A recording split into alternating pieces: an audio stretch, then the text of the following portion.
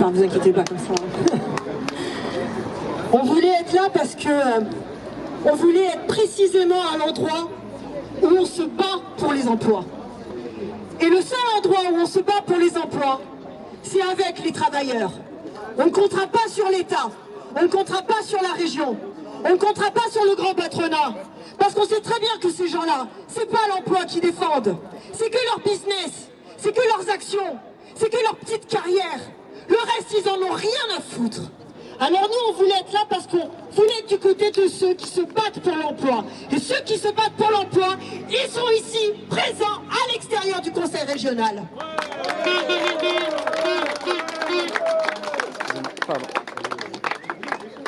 Je vais vous le dire très clairement, on n'a aucune confiance en Stellantis. Absolument aucune. Parce que ce sont des menteurs. Parce que ce sont des menteurs.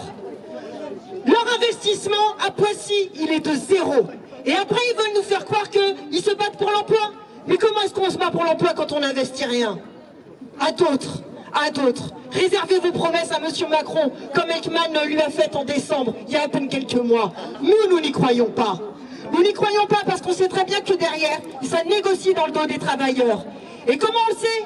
Parce que Valérie Pécresse, elle balance tout à France Info dans une matinale et elle révèle le poteau rose. Je suis sûre, elle s'en est même pas rendue compte en plus.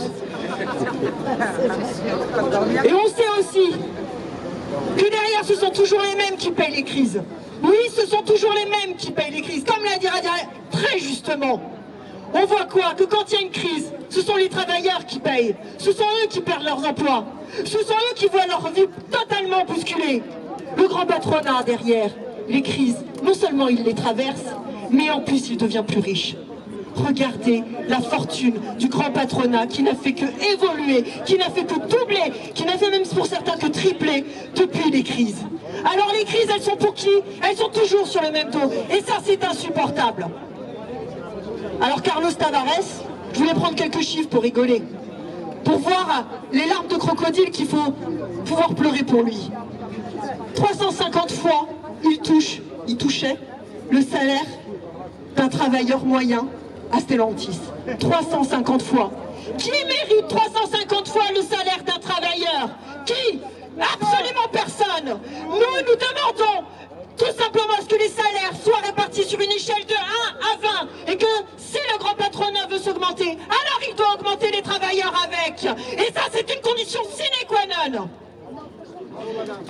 Ensuite, oui, nous n'aurons aucune confiance en tous ces politiques, bien évidemment. De toute façon, ils sont soumis totalement au grand patronat et nous les voyons. Parce qu'ils acceptent d'arroser de fonds publics en échange de promesses, des promesses qui ne sont absolument jamais tenues. Et on peut en citer des exemples. Il y a Pécresse, il y a son pote Xavier Bertrand, avec ArcelorMittal, on a vu le résultat. On a vu le résultat au nez. Tout le temps, on voit le résultat parce que derrière, ces gens accompagnent la destruction de l'emploi. Et oui, ils sont complices, oui, ils sont chefs d'orchestre dans cette histoire-là. Alors je terminerai par une note d'espoir. Parce qu'il y a une solution, il y a des gens en qui on peut avoir confiance. Oui, il y a des gens en qui on peut avoir confiance. Déjà dans les travailleurs. Parce qu'eux, quand ils se battent pour leur emploi, ils se battent pour leur vie. Et quand on se bat pour sa vie, on n'est pas soumis au grand patronat. On se bat exactement pour nos enfants. Et quand on se bat pour nos enfants, il n'y a rien qui nous arrête. Absolument rien qui nous arrête. Il y a une solution, je vous l'ai dit. Nous, on défend la planification. Et croyez-moi, c'est pas un grand mot. Il existe dans ce pays une histoire où il y a une planification de l'automobile.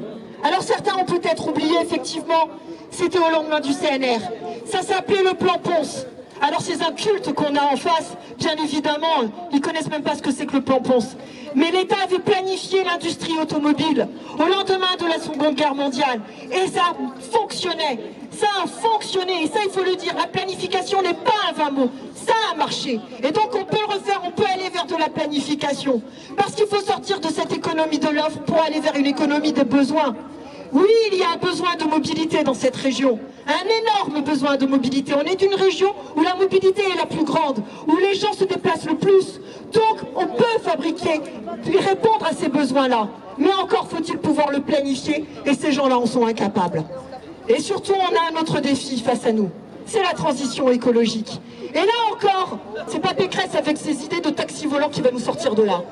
Bien évidemment que non. Donc il faut des propositions crédibles. Nous allons y travailler là-dessus. Ma collègue Sophia Chikirou va venir, va discuter et on va proposer, on s'engage à proposer un contre-plan, une alternative pour sauver les emplois et être à vos côtés et on ne vous lâchera pas.